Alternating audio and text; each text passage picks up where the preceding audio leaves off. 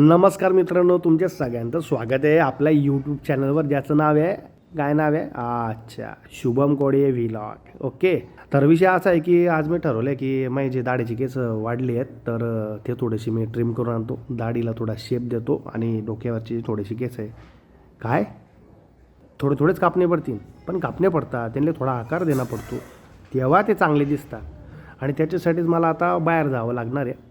तर थोड्या टायमात मी तुम्हाला दाखवतो मी कटिंग केल्यावर काय फरक आहे का, तर मला एकदा बघून घ्या.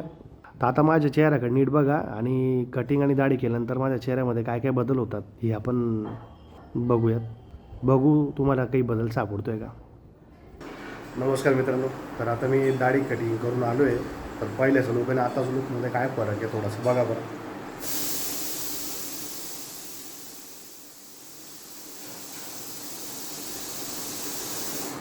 मित्रांनो, मी पहिले जसे केस ठेवले होते ते चांगले आहे का हीवाली कटिंग चांगली वाटते, थोडं कमेंट्स करून सांगा बरं.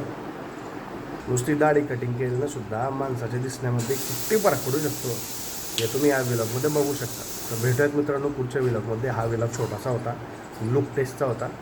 पुढच्या टायमाला दुसरं काहीतरी नवीन करूया, चालेल.